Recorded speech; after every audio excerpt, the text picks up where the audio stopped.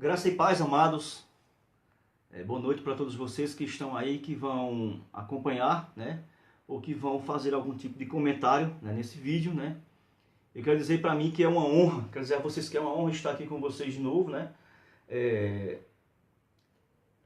Contribuindo, né, com algo que possa trazer edificação para o corpo de Cristo, ok?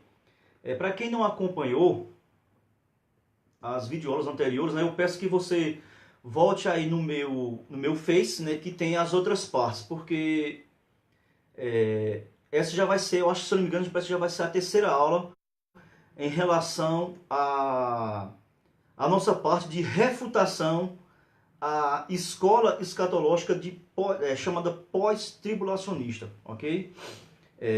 As outras aulas eu expliquei o porquê ele está fazendo essas aulas, entendeu? E a metodologia aqui que eu estou aqui empregando para que a gente possa aprender um pouco sobre escatologia, que é uma matéria que ela não é muito fácil, ela é muito complexa, né? Existem várias linhas de raciocínio, de pensamento, escola teológica e por aí vai. Mas a nossa fonte primária, né, sabemos que tem que ser, a nossa fonte primária é a Bíblia, ok? Por mais que a gente possa buscar conteúdos em livros,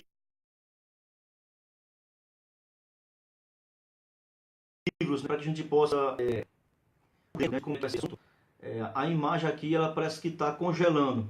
E no que ela fica congelando, vai ficar cortando aí algumas falas, ok? Eu não sei como é que eu vou resolver isso aí. Às vezes deve ser a internet, às vezes que fica ruim e acontece esse corte aí, ok? Mas eu espero que não esteja cortando o entendimento do nosso assunto. E o meu objetivo é isso, né? É trazer um pouco de esclarecimento sobre escatologia. Não que eu tenha aqui a capacidade de esgotar todo o assunto sobre escatologia. Quem sou eu para esgotar, né? Existem grandes homens de Deus aí que não conseguiram até hoje trazer uma definição clara, específica e concreta, né? Quanto mais eu que estou apenas iniciando. Também como objetivo meu aqui também não é denegrir ou menosprezar quem se identifica com outras posições que é diferente da minha posição. Eu sou pré-tribulacionista, ok? E como eu falei, eu vim alguns dias assistindo outras mensagens de outros camaradas lá e encontrei um cara que ele faz um vídeo lá, o vídeo dele é pequenininho. O vídeo dele parece que, se eu não me engano, só são 9 minutos. E eu assisti o vídeo dele, entendeu? E tem aqui, ó, eu fiz aqui um esboço completo do vídeo do cara. Tá vendo? Não sei se vai dar pra vocês verem aí, a minha letra é terrível, mas eu fiz aqui um esboço. Deu essa folha aqui todinha, a frente e o verso. E depois a gente vai debater um pouco sobre ela. Isso é claro que não hoje, que eu não vou ter tempo para fazer isso hoje. Hoje a gente vai dar continuidade ao assunto que começamos há 3 ou 4 semanas atrás. Nós falamos sobre a principal base dos defensores da escola escatológica pós-tribulacional. E depois a gente deu início, né, sobre os argumentos que eles utilizam em cima dessas bases.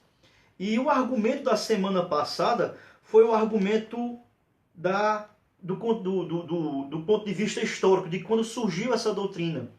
Por ela ser uma doutrina recente, tem apenas 200 anos, ela deve ser invalidada e não deve ser aceita, porque ela não tem peso no fundo histórico, vamos assim dizer, da igreja e tal. E a gente lá, eu mostrei os argumentos e vi que nós contra-argumentamos que o argumento histórico não é válido, ele é um argumento falho, certo? Ele tem lá as suas posições, mas ele não tem concretização básica. Porque se a gente, como eu mostrei lá, você vai voltar lá na aula, para que essa aula aqui também ela não fique muito grande, não fique repetindo, aí fica cansativo, fica exaustivo e você até vai se chatear, ok? Então nós vimos lá que esse argumento histórico ele não tem tanto peso, entendeu? Ele não tem peso para definir o que é isso, o que é aquilo, certo? E na questão dos argumentos, as bases dos argumentos deles, aqui tem 6 argumentos, ok? Nós falamos o primeiro a semana passada e nós vamos falar hoje o segundo argumento que eles utilizam, né? Que eles são contra o argumento da iminência. Eles não creem na doutrina, vamos assim dizer, na doutrina da iminência, que significa que Cristo ele pode voltar a qualquer momento. Eles dizem que essa doutrina ela não tem respaldo bíblico, certo? E que as palavras proféticas que o mestre falou, Jesus falou, as próprias palavras impedem que ele tenha essa sua volta iminente, certo? Eu estou aqui usando, como sempre eu vou mostrar para vocês, está vendo aí, ó? Eu estou usando aqui esse livro, que é o livro que eu iniciei com ele, certo? Mas eu vou fazer aqui uso também hoje desse outro livro aqui, ó. Deixa eu tirar aqui que está caindo as coisas. Tá vendo aí, ó? Eu vou aqui fazer uso aqui desse livro aqui também, apenas para a gente dar uma pequena introdução, para que a gente possa ficar por dentro do que é esse argumento contra a iminência. E nós vamos contra-argumentar contra o argumento da iminência que eles utilizam. Nesse livro aqui, de Pentecostes, ele vai dizer aqui o seguinte, ó. Um segundo grande argumento do pós-tribulacionista é contra a iminência. Olha o que ele vai colocar aqui o seguinte, ó. É evidente que se a crença do iminente retorno de Cristo for doutrina bíblica, então a igreja deve ser arrebatada antes do desdobramento dos sinais do período tribulacionais. Ou seja, então, que sinais são esses? Então, se você for analisar, lá em Mateus 24, lá, onde Jesus está respondendo a uma pergunta em 3 questões, Jesus ele fala sobre questões de sinais que antecederiam a sua vinda, ok? Então, ou seja, qual é a base do pós?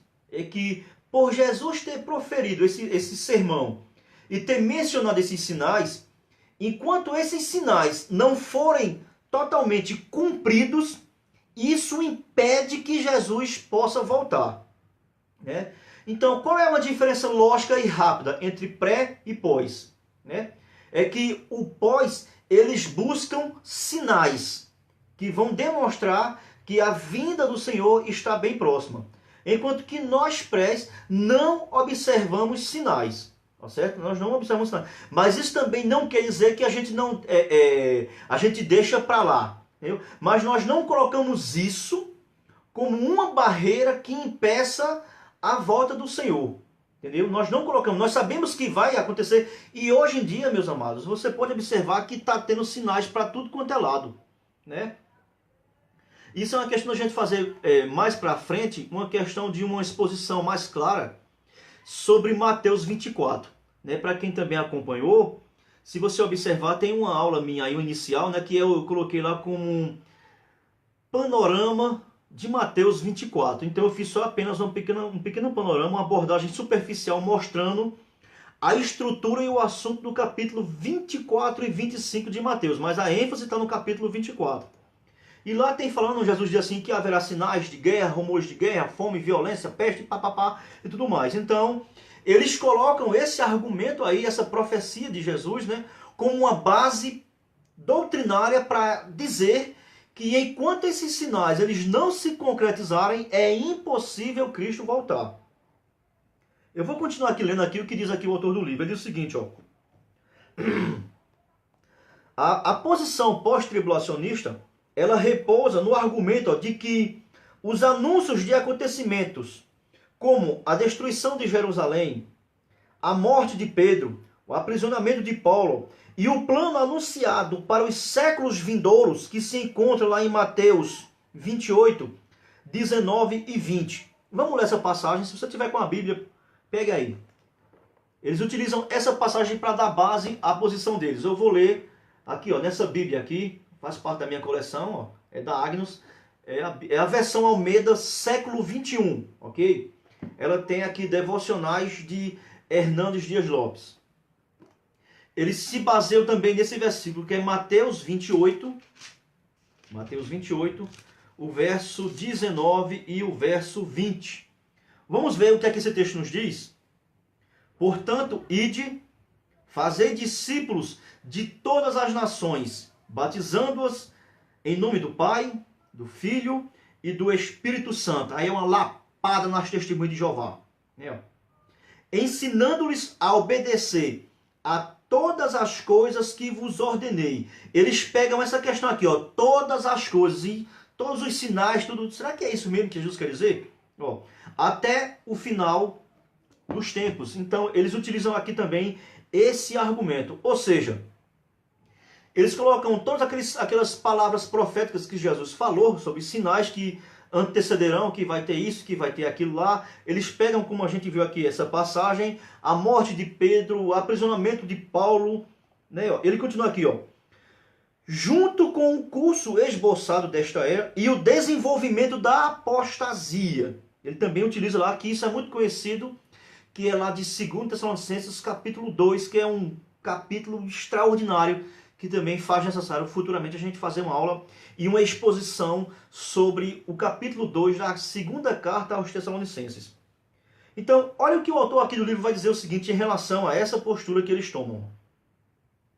Tais argumentos, ó, não levam em conta, escuta bem isso aí, ó, que os mesmos homens que receberam tais anúncios acreditavam que o curso natural da história poderia ser interrompido pela translação dos crentes para fora da esfera e sustentavam o conceito do retorno iminente de Cristo. Então, ou seja, os próprios ouvintes, os primeiros receptores dessa carta aqui, eles criam piamente que Jesus voltaria ali, naqueles dias, nos dias daquela que eles viviam lá. Aqui no decorrer aqui da leitura desse livro aqui, a gente vai trabalhar um pouco mais essa questão. Então, aqui vai ter alguma questão que é interessante. Aí, por exemplo, olha o que é que eu vou falar agora, escuta bem o que eu vou falar. Não é porque eu sou pré, certo? Até para aliviar mais, para você não pensar que eu estou aqui combatendo e apenas denigrindo aquilo que você pensa, dizendo que você está errado. Não, não é isso. O meu objetivo não é esse. Apesar de eu ser pré, algumas passagens que o autor aqui desse livro aqui, ó, citou, que também se encontra nesse livro aqui, cita, certo? Para dar base a essa doutrina da iminência, né, e para manter a posição pré, até eu mesmo, sendo da posição pré, algumas dessas passagens aqui que eles aqui estão aqui utilizando, eu também não concordo não. Então isso aí talvez pelo menos possa aliviar, para você não ver que eu estou aqui denigrindo e querendo arruinar com o que você pensa, certo? Porque mesmo eu sendo pré, tem aqui algumas passagens que eles aqui utilizaram que eu não concordo, que ali não está falando sobre a questão do arrebatamento em si, ok? Então, ou seja, a doutrina da iminência, ela é ensinada nas escrituras em trechos, por exemplo, ele vai citar aqui, ó, como João 14, verso 2 e 3. João 14, certo? 1 Coríntios, capítulo 1, verso 7, se você quiser anotar, ou então depois você volta aí o vídeo que vai ficar salvo no Face e você vai assistir ele mais calmo e você vai tirar suas conclusões, ok? Eu vou repetir, ó. A primeira passagem é o Evangelho de João 14, todo mundo conhece. Casa de meu pai há muitas moradas, tal, tudo mais. Vocês conhecem, né? A segunda é 1 Coríntios, capítulo 1, verso 7. A segunda é Filipenses 3, 20 e 21. A outra passagem, 1 Tessalonicenses, capítulo 1, verso 9 e 10.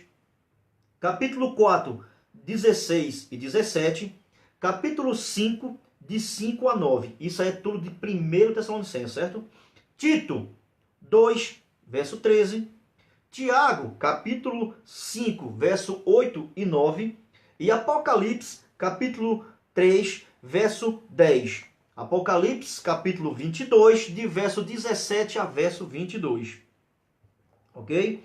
Então, essas aqui são as passagens que a posição pré, né, eles utilizam, né, que nós utilizamos, para mostrar que realmente a igreja primitiva naquela época e os seus primeiros leitores, eles criam piamente que Jesus poderia voltar àqueles dias. Então, ou seja, então essas passagens aqui, elas dão testemunho, vamos assim dizer, dão testemunho das escrituras, são testemunhos das escrituras e a evidência da igreja primitiva.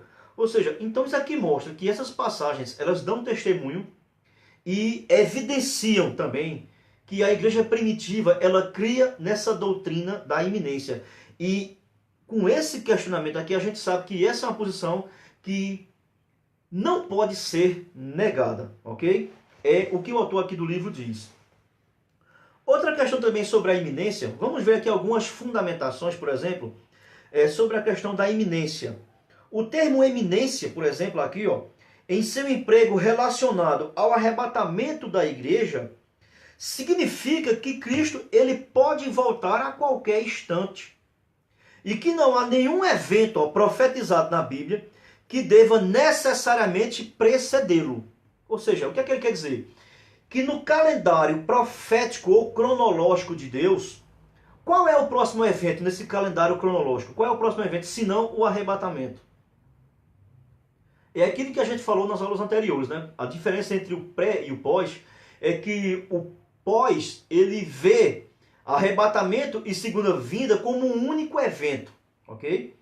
E os prés, que somos nós vemos esse advento em duas fases, uma sendo o arrebatamento e outra sendo a sua vinda. E há várias passagens que mostram isso, que não dá para a gente mostrar agora, porque senão a gente vai passar a noite aqui todinha mostrando passagem, e isso não vai levar a nada se não houver tempo suficiente para que a gente possa esclarecer cada uma dessas passagens, ok? Então, ou seja, fundamentações. Quando a gente fala aqui sobre a questão de arrebatamento, a palavra iminente não significa próximo, certo? A palavra próximo aqui, por quê? Porque a palavra próximo implica que um evento deve ocorrer brevemente ou dentro de um período específico, certo?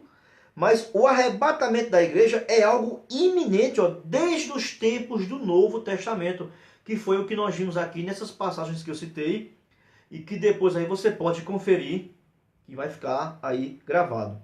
Por exemplo, alguns pós-tribulacionistas, no que tange a doutrina da iminência, eles têm afirmado que, como todos os eventos relacionados já aconteceram, o retorno de Cristo pode realmente se dar a qualquer momento. Olha que coisa interessante. Então está vendo aquilo que eu falei em outras aulas anteriores. Isso vai depender do radicalismo da pessoa. Há alguns pós que são totalmente radicais. Há outros que são mais maleáveis. E também no lado meso e no lado pré. Há alguns do lado pré que os caras são radicais demais. Então, eu também não sou dessa linha, né? Se tem uma coisa que a Bíblia nos ensina, meus amados, é a termos temperança, que é a questão do equilíbrio, mantermos um equilíbrio, né? Não sermos totalmente pendermos de um lado demais a balança e depois a gente ficar que nem uma gangorra, entendeu? Então, até mesmo dentro do meu postulado pré, existe muito radicalismo que eu também não concordo com o pessoal, certo? Isso aí é uma das questões do pós. Outros negam que a Bíblia ensine qualquer tipo de iminência, ok? Então, uns negam totalmente, são totalmente radicais, enquanto que outros já pregam que são sinais que já aconteceram. Isso ficou na história da igreja, isso já aconteceu, e que agora nada mais impede que Cristo possa retornar, ok? Então, para que a gente possa ficar aqui mais por dentro dessas questões, eu vou ler aqui alguns testemunhos de alguns pais da igreja, entendeu? O que é que os primeiros cristãos eles defendiam, o que é que eles criam? Por exemplo, um camarada chamado Clemente de Roma. Eu vou ler aqui um testemunho que ele deixou escrito. Clemente de Roma, ele escrevendo uma carta, a sua primeira carta, para a igreja de Corinto. Olha o que foi que ele relatou na sua carta, mostrando uma clara evidência, né, não canônica, viu? O que eu vou ler aqui não é canônico, mas sim um testemunho de um dos primórdios assim da igreja, vamos assim dizer. Ele diz o seguinte aqui, ó: vocês veem como em pouco tempo o fruto das árvores chega à maturidade? Verdadeiramente, logo de repente sua vontade será cumprida. Assim como o testemunho as escrituras dizendo: certamente venho sem demora e não tardarei. Ou seja, o próprio Clemente aqui, ele já estava exortando aqueles irmãos lá, né, a estarem em uma vida de vigilância constante, porque eles criam ali piamente na iminência que Cristo poderia voltar ali naquele momento que eles estavam ali vivendo. E aí ele escrevendo a carta à igreja de Corinto, ele dá essa exortação aqui, ó: E ele cita aqui uma passagem que está lá em Apocalipse, ok? Certamente venho sem demora, e não tardarei. Aí ele cita aqui agora uma passagem do Antigo Testamento. De repente virá a seu templo o Senhor, a quem vós buscais. Essa passagem que ele cita aqui na sua carta é para ressaltar mais ainda. Por quê? Ele fez uma citação do Novo Testamento, de Apocalipse, e fez uma citação do Antigo Testamento que se encontra em, vamos ler, é em Malaquias. Eu vou ler na versão atualizada. Ele fez aqui uma citação de Malaquias, no capítulo 3 de Malaquias. Olha o que está escrito. Ó. Ele citou o capítulo 3 de Malaquias. Okay? Malaquias capítulo 3. Clemente cita isso na sua carta à igreja de Corinto. Eis que eu envio o mensageiro. É claro que ele apenas citou aqui a última parte do versículo, mas eu vou ler o versículo todo para que a gente possa ter a compreensão, ok? Ó. Eis que eu envio o meu mensageiro, que preparará o caminho diante de mim. Aqui é uma profecia a respeito de Elias, que veio, de João Batista, que veio ali para preparar o caminho para o Senhor. De repente virá a seu templo o Senhor, a quem vós buscai, ó, o anjo da aliança, a quem vós desejais. Eis que ele vem, diz o Senhor dos exércitos. Então aqui é uma profecia de Malaquias, que está ali falando sobre que ele ia enviar primeiro o seu mensageiro para que preparasse o caminho, para que Cristo viesse e aí anunciasse ali as boas novas e trouxesse a nova aliança que o Senhor tinha na pessoa de Cristo. E aqui, Clemente de Roma, ele cita isso numa carta que ele escreveu para a igreja dos Coríntios. Então aqui ele reforçou a necessidade da vigilância constante, porque Cristo poderia voltar a qualquer momento. Essa era a crença de Clemente de Roma. Ele ainda cita aqui outra questão interessante. Ainda estou lendo Clemente de Roma. Olha o que, é que ele vai dizer nessa carta aos Coríntios. Ó. Se fizermos o que é justo perante os olhos de Deus, entraremos no seu reino e receberemos as promessas que olho algum viu, ou ouvido ouviu, ou jamais entrou no coração do homem. Essa passagem aqui também é muito conhecida. Ele está aqui citando essa parte desse versículo que se encontra em 1 Coríntios, no capítulo 2 e no verso 9. Ok? Ó, logo, esperemos a cada hora o reino de Deus, em amor e em justiça. Porque não sabemos o dia em que o Senhor aparecerá. Então aqui ele continua reforçando aquela igreja, aos irmãos, já depois do período apostólico, que aqui já se refere aos pais da igreja, depois do ano 100, né, a manterem uma vigilância constante, porque Cristo poderia, no pensamento aqui desse pessoal, voltar a qualquer momento. Então, como eles não sabiam, se fazia aqui a necessidade de ter uma vigilância constante em preparação para o arrebatamento dos seus corpos, ok? Aqui, ó, ele faz uma citação que se encontra na primeira carta aos Coríntios, no capítulo 2 e no verso 9. Aqui há uma questão muito interessante, porque quando você vai ler 1 Coríntios, capítulo 2, eu vou ler aqui, vou abrir para vocês. Se você tiver com a Bíblia aí e quiser acompanhar, seria bom, porque nós veríamos juntos para que você não possa pensar que eu estou aqui citando alguma passagem errada, ok? 1 Coríntios, capítulo 2, o verso 9 diz assim, ó: mas como está escrito... Eu tenho certeza que vocês já conhecem essa expressão, mas como está escrito, ok?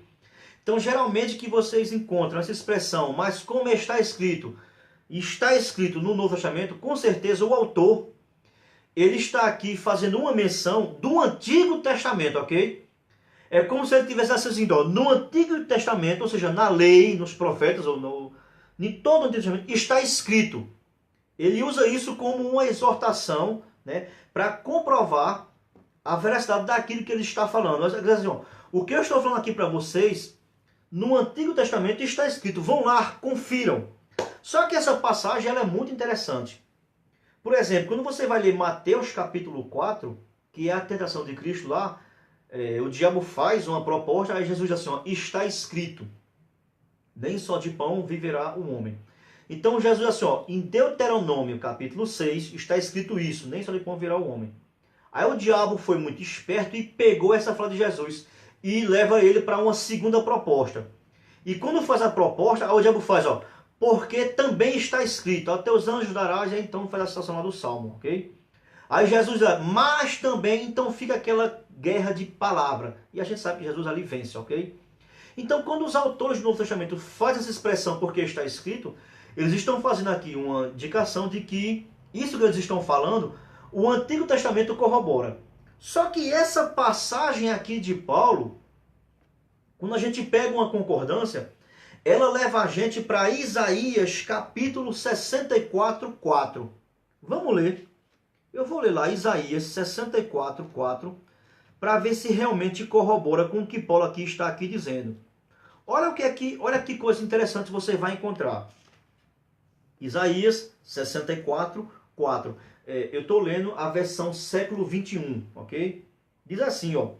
Porque desde a antiguidade não se ouviu, nem ouvidos se percebeu, nem com olhos se viu outro Deus além de ti, que age em favor daquele que nele espera.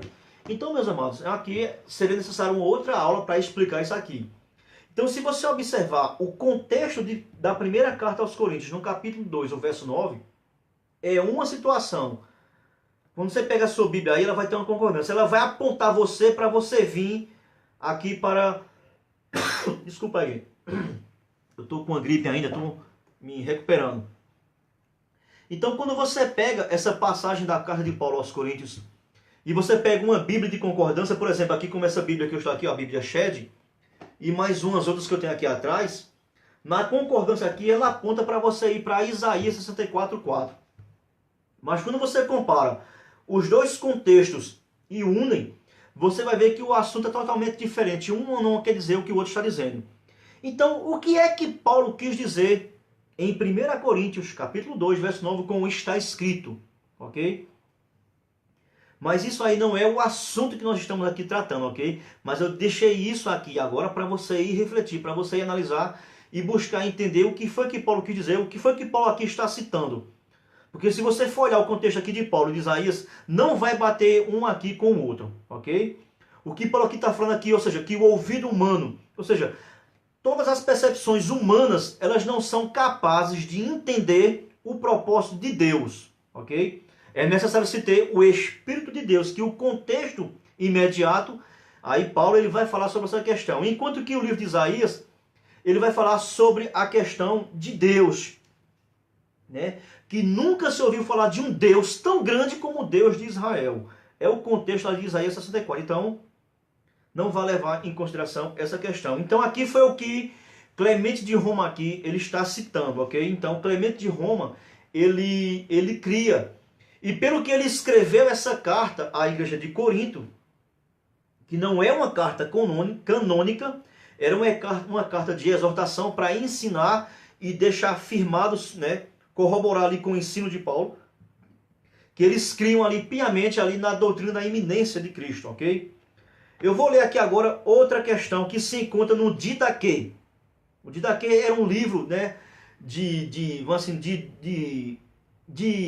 prática da igreja primitiva. Era um livro doutrinário, vamos assim dizer, a palavra doutrina. Mas era um livro dos ensinos dos pais dos apóstolos. Era um ensino apostólico e dos primeiros pais para doutrinar e dar ali uma forma à conduta e o estilo de vida dos primeiros cristãos. É chamado de Didaquê. Eu vou ler o que está escrito no Didaquê em relação ao pensamento da doutrina da iminência de Cristo. Ok? Diz assim lá no Didaquê, ó, eu também tenho ele por aqui. Agora não tem como eu mostrar vocês aqui agora, porque aqui eu vou ter que desmontar aqui minha banquinha, porque eu acho que ele deve estar aqui dentro desses baldes e a gente vai perder tempo, ok? No Didaquê está escrito o seguinte, ó, vigiai por amor às vossas vidas, não se apaguem as vossas lâmpadas, nem estejam descingidos os vossos lombos, mas, ó, estejais prontos, pois não sabeis a hora em que o Senhor virá. Então o próprio Didaquê já incentivava e pregava, né, exortava aqueles irmãos a estarem prontamente preparados para a volta do Senhor. Clemente aqui também dá a mesma exortação. Então, se você observar esses dois aqui pontos que eu citei, nenhum aqui dos dois aqui cita que a igreja deveria se preparar para a grande tribulação, mas sim para esperar o Senhor voltar. Você não vê ensinamento deles aqui, eles se preparando ou buscando sinais, que é o que a posição pós faz. Eles estão preparados para buscarem sinais. Repito, isso não quer dizer que eu e você não deve estar atento aos sinais. Nós devemos ficar atentos sim aos sinais, mas não ficar buscando por sinais para detectar que hora o Senhor deve voltar. O que eu e você devemos fazer é mantermos uma vida íntegra, né? E ali vigilante, cuidadosa, porque o Senhor pode aparecer, ok? Então esse aqui é o ensino do Didaquê. Então isso aqui é uma evidência histórica que não pode ser descartada, ok? Eu vou ler aqui mais um, porque tem muitos, então aí eu não vou ler muitos, porque aí a aula ficaria gigantesca e se tornaria chata. Cipriano é outro também dos pais da igreja. Olha o que é que Cipriano fala em relação à doutrina da iminência. Seria contraditório e incompatível para nós, que oramos para que o reino de Deus venha rapidamente. A palavra aqui é Maranata lá. Ok, estarmos procurando uma longa vida aqui. É interessante, né? Ou seja, então, irmãos, o que é que aqui Cipriano vai dizer assim? Que nós não devemos buscar uma vida longa aqui, porque devemos estar preparados, porque o Senhor pode voltar. Não sabemos quando. O iminente também não significa que Deus vai voltar, porque há uma passagem que eles utilizam muito, que eu vou ler aqui para vocês, em relação a essa questão da iminência, que se encontra lá na segunda carta que Pedro escreveu, no capítulo 3, que eles utilizam ela de duas maneiras, e isso eu acho muito complicado. Não vou dizer aqui uma palavra para não pegar pesado, para não chatear, mas é difícil explicar, certo? Vamos lá, segunda carta que Pedro escreveu, capítulo 3, e a partir do verso 3, o contexto seria do todo o capítulo, ok? Mas vamos ler aqui apenas algumas partes. Isso não vai tirar o seu contexto gramatical e histórico. Isso é muito importante. Diz assim, 2 Pedro, capítulo 3, verso 3. Saibam antes de tudo que nos últimos dias virão zombadores, e eles chegaram. Ou seja, quando Pedro escreveu, ele exortou aqueles irmãos que iriam chegar um tempo que muitos iriam zombar, certo? Do posicionamento que os cristãos verdadeiros, autênticos, estavam tomando. Com sua zombaria, andando de acordo com seus próprios desejos, não de acordo com a vontade de Deus. Já está errado aí, né? Dizendo, então, qual era a zombação? Essa palavra existe, eu nem sei se eu estou aqui criando essa palavra. A zombação desses pessoas aí, zombeteiros, né? Acho que tem essa palavra, sei não. Você está entendendo o que eu estou dizendo, tá? Então é o seguinte, olha o que é que Pedro vai exortar aqueles irmãos, verso 4, dizendo, onde está a promessa de sua vinda? Muitos pós utilizam essa passagem aqui, né, de uma maneira cética, que era o que esses zombeteiros aqui eles eram. Eles eram céticos, né? Eles estavam zombando e dizendo que, assim, desde os tempos de Abraão, é o que o versículo vai continuar dizendo, vou ler, porque, desde que os pais morreram, todas as coisas permanecem como desde o princípio da criação. Ou seja, versículo 5, eu vou voltar para o entendimento. Pois, de propósito, ignoram que desde a antiguidade, pela palavra de Deus, existiram os céus e a terra, e esta foi tirada da água e através da água. Aqui Paulo vai falar aqui sobre o dilúvio, sobre a transformação, a criação, a nova criação, e que Deus fez ali. Ou seja, mas qual é o foco aqui? É que Pedro alertou aqueles irmãos que logo, logo iriam chegar pessoas negando essa doutrina da volta de Cristo, dizendo que não ia voltar, Jesus não iria voltar. E do mesmo jeito são muitos nos dias de hoje. Eles utilizam aqui essa passagem, né, de forma aqui agora literal e gramatical, dizendo que não é iminente, porque ó, já faz tanto tempo, então por que Jesus não já voltou? O que eu acho interessante nesse pessoal do pós é que eles pegam a mesma passagem e muitas vezes eles utilizam ela de forma espiritual e às vezes utilizam ela do mesmo jeito, a mesma passagem de forma literária. Então, quando lhe convém, eles utilizam ela de forma literária. Mas quando ela é uma passagem que quebra o pensamento deles, o que é que eles fazem? Eles espiritualizam. Ou seja, então eles pegam essa passagem aqui e utilizam ela na mesma proporção e no mesmo teor que ateus utilizam e que céticos utilizam. Então aí fica complicado, né? Fica complicado. Então são duas medidas e dois pesos para a mesma passagem. Pedro aqui já exortava que irá aparecer zombeteiros, zombadores, né? Aqui traduzido por zombadores, que eles iriam negar a volta do Senhor. Que não eram, que já fazia tanto tempo que estava esperando e até agora não voltou. Então, a doutrina da iminência não significa, ela também não pode significar que porque é iminente é que vai ser agora. E ali Pedro ele vai explicar sobre a questão de 1000 dias, ou de 1000 anos, para Deus não faz como 1000 anos como um dia. Ou seja, para Deus, Deus ele não vê a sua perspectiva de tempo como o homem vê. É totalmente superior ao homem, tanto faz para Deus ser um dia como ser 1000 anos. Para Deus é a mesma coisa. É o que esse versículo quer dizer, que Deus está acima da limitação do homem, ok? Então aqui, ó, Cipriano, voltando aqui para Cipriano, ele fala assim, ó, seria contraditório e incompatível para nós, ó, que oramos para que o reino de Deus venha rapidamente, né? Os pós costumam dizer também que nós utilizamos essa questão, né, para nos livrarmos de sofrimento. Será que realmente é esse o sentido aqui da passagem Maranata? A gente vai ver agora aqui algumas questões. Então, irmãos, até aqui fica essa questão da doutrina da iminência. Eu falei para vocês que eu separei aqui algumas passagens, certo? Que a posição pré-tribulacionista utiliza para corroborar o seu pensamento na doutrina da iminência. E eu falei para vocês, né, que, um exemplo, como eu sou um pré, né, isso não quer dizer que eu concordo com tudo que os prés utilizam. Mas nós já vimos aqui já, através desse material, aqui, desse livro, certo?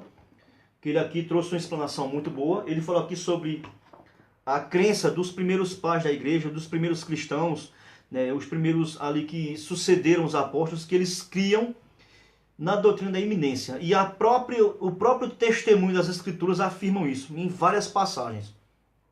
Mas nós vamos aqui agora analisar algumas dessas passagens que ele aqui nos deu como base. Então vamos lá.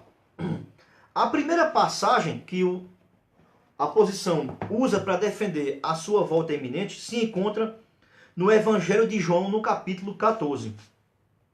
Ok? O capítulo 14, que é muito conhecido, é muito pregado nesse capítulo para ensinar a volta de Cristo ou o arrebatamento da igreja, ok? O capítulo 14 do Evangelho de João, ele contém 31 versículos, ok? Isso não quer dizer que eu vou aqui esboçar os 31, não, não é isso. Mas ele está dividido em duas perícopes. A primeira perícope aqui fala sobre a razão por qual Jesus iria partir, certo? E ele aqui, na verdade, ele traz consolo para os seus discípulos que se encontram com ele ali junto, dentro daquele local onde eles se reuniram para tomar a ceia, certo? O capítulo 14, ele tem um assunto que ele dá o seu pontapé inicial no capítulo 13, ok? Então o capítulo 14, ele tem o seu contexto remoto no capítulo 13, onde Jesus ali fala sobre, ele começa a lavar os pés dos discípulos, na preparação antes da Páscoa, ele revela quem que iria ter que iria trair iria trair ele. Depois ele fala sobre o anúncio de sua partida. Isso aí deixou os discípulos um pouco que desconsolados e tristes. E aí o capítulo 14 é onde ele vem com essa promessa, né, de que iria retornar, iria estar com eles até a consumação dos séculos. E aí ele fala nesse capítulo 14 sobre esse assunto, do verso 1 até o verso 14. E do verso 15 para o verso 31 é onde ele faz ali a promessa do outro Consolador. Então esse é o contexto aqui do assunto sobre a sua, vamos assim dizer, a sua volta, né? Então, vamos lá. O capítulo 14, verso 1 e verso 2. Mas eu vou ler até um pouco mais embaixo, certo? Olha o que diz o Evangelho de João, o capítulo 14, a partir do verso 1. Não se turbe o vosso coração. Ponto. Ou seja, por que assim, não fiquem tristes, não fiquem afligidos, né? Não fiquem desanimados. Por quê? Porque Jesus tinha anunciado antes de sua partida, que iria deixar os seus discípulos. E ele agora, vendo a reação que os discípulos se encontravam, ele vai confortar os seus discípulos a partir do capítulo 14 do Evangelho de João. Valeu, Fred. Olha só. Na casa de meu pai há muitas moradas. Se não fosse assim, eu vos teria dito, pois vou vos preparar lugar. E aí vocês conhecem o desenrolar do capítulo todinho. Por exemplo, nós utilizamos essa passagem para reforçar a questão do arrebatamento e da crença da iminência de Cristo, ok? Só que esse capítulo ele tem alguns problemas. Primeiro, vamos lá. Em nenhum momento aqui do contexto do capítulo todo, na verdade, em nenhum momento ali, ele não fala nada sobre a grande tribulação. Você já parou para perceber isso? Isso é muito importante. Entendeu? Então ele já fica um pouco diferente a nossa compreensão. Ele não falou aqui sobre grande tribulação. Tribulação ele não falou. A não ser que ele tenha usado aqui, né? Não se turbe, não se aflinja, não se entristeça. Né? Que é outra palavra para utilizar essa questão desse contexto de uma vida de angústia, de tribulações. Não é isso que ele quer falar. Então, nesse contexto, não aparece, ele não menciona a palavra tribulação. Então, nós já não podemos usar com essa perspectiva. Segunda questão, que aqui não é arrebatamento da igreja. Entendeu? O que eu quero dizer em foco é isso, nesse capítulo 14 de João. Aqui não é arrebatamento da igreja. Não se chateie, você que já vem pregando há muito tempo e utiliza a passagem de João capítulo 14 para falar sobre arrebatamento. Aqui ele não está falando, por incrível que pareça, meus irmãos, tem que prestar atenção no contexto e no assunto e no foco que Jesus está aqui dando nesse ensinamento. Ele não está falando aqui sobre arrebatamento. Apesar dele falar aqui, ó, no verso 3, ó, e se eu for e vos preparar lugar, virei outra vez, ó, e vos levarei para mim, ok? Para que aonde eu estiver, estejais vós também.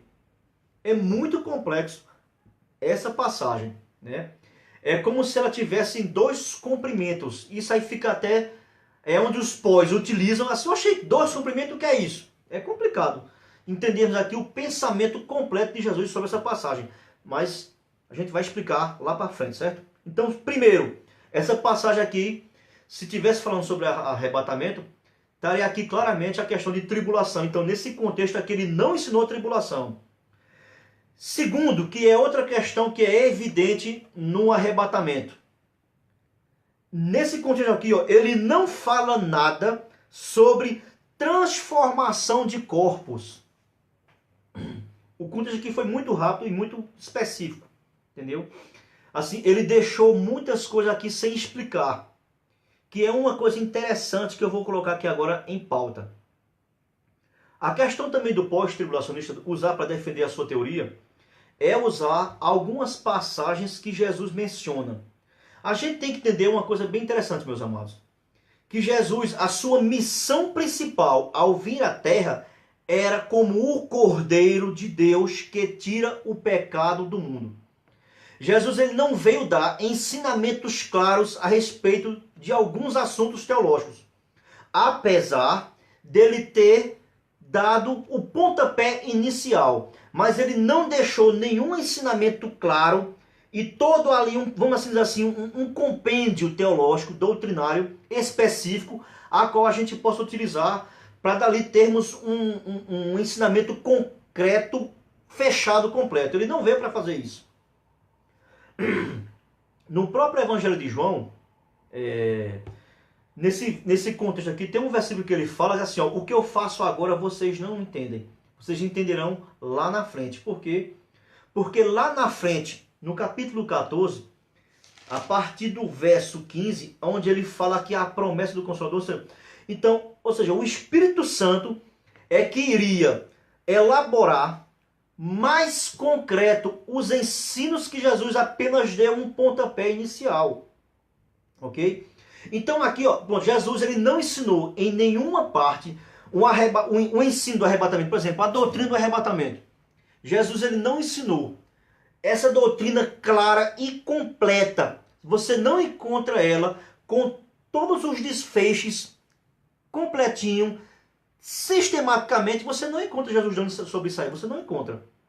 Você vai pegar lá, o Pós utiliza lá, por exemplo, o Evangelho de João, capítulo 6, verso 39, verso 40, verso 44, verso 54, né, sobre uma ressurreição. Então eles dizem, mas está fora do contexto. Você não tem como examinar tudo ali a partir do Evangelho de João, capítulo 6. O ensino geral e mais completo, eles vieram mais na frente com o advento da igreja e com as epístolas de Paulo, com os ensinos das epístolas. Aí você tem o ensino mais completo, certo? Então, quais são os problemas dessa passagem do Evangelho de João? Primeiro, Jesus não mencionou aqui nada sobre a tribulação. Ele não ensinou nada nesse contexto sobre transformação do corpo. Ele não ensinou. Já tem aqui dois aspectos. Eu coloquei aqui outros mais, mas aqui já é necessário. Só para a gente fechar aqui o Evangelho de João. Ó, mais embaixo, ele volta a falar da sua promessa em respeito ao outro Consolador.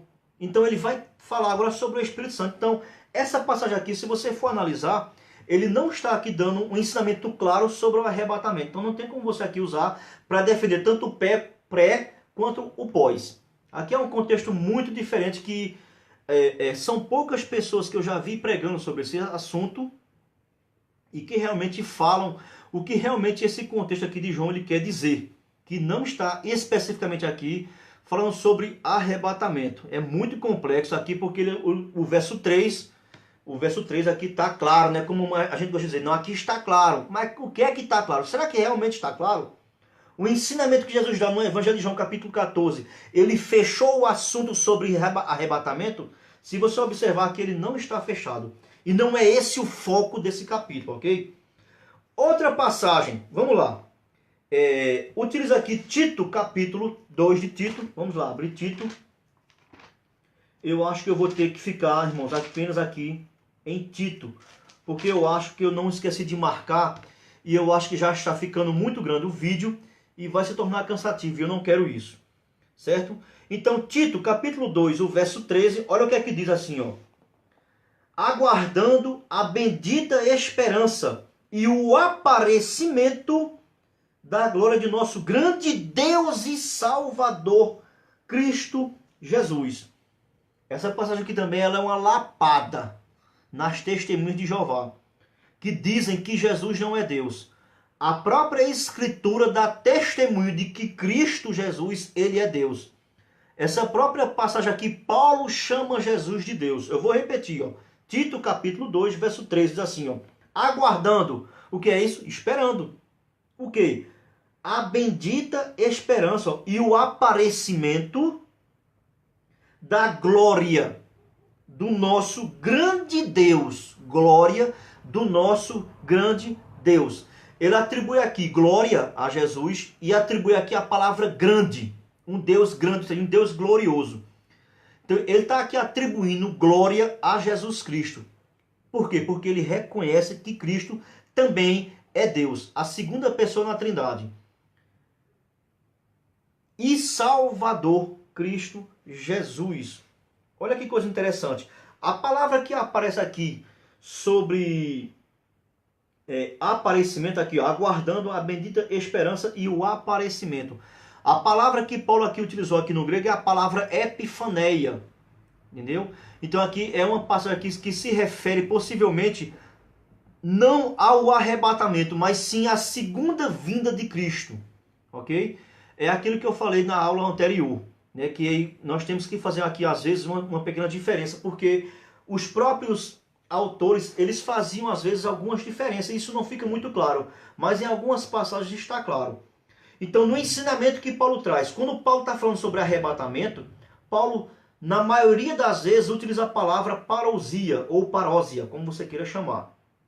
E quando Paulo quer falar sobre a segunda vinda, muitas vezes os escritores utilizam a palavra epifaneia, ok? Então, é o que essa passagem aqui, possivelmente, ela esteja se referindo à sua segunda vinda. Irmãos, o que eu quero deixar aqui claro é o seguinte, é que, felizmente, né, o testemunho das Escrituras, elas são bem claras. O testemunho dos pais da igreja, eles também são claros, ou seja, então eles criam piamente na doutrina da iminência. Eu apenas mostrei aqui duas passagens, mas se você quiser, você pode conferir. Também está em 1 Coríntios, capítulo 1, e o versículo 7 lá, também fala sobre a vinda do Senhor. Eles criam ali na vinda do Senhor. Como aqui está pertinho, eu vou aqui ler para vocês. Em 1 Coríntios, capítulo 1, e o versículo número 7, que nos diz assim. Olha só, ó. De modo que não vos falta nenhum dom, enquanto aguardais a revelação de nosso Senhor Jesus Cristo. Aqui no grego, a palavra revelação é apocalipsis ou apocalipsis, depende de como você queira pronunciar, ok? O grego tem tanto apocalipsis como apocalipsis, revelação. Então aqui, ó, aguardando que Deus se revele, que Cristo se revele, que tem ali a sua manifestação visível, ok?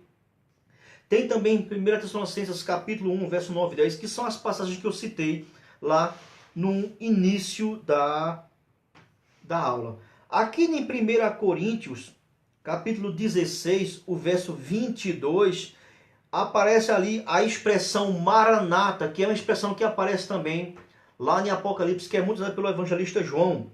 A palavra maranata significa uma súplica para que Cristo volte o mais rápido possível. É esse o significado da palavra maranata.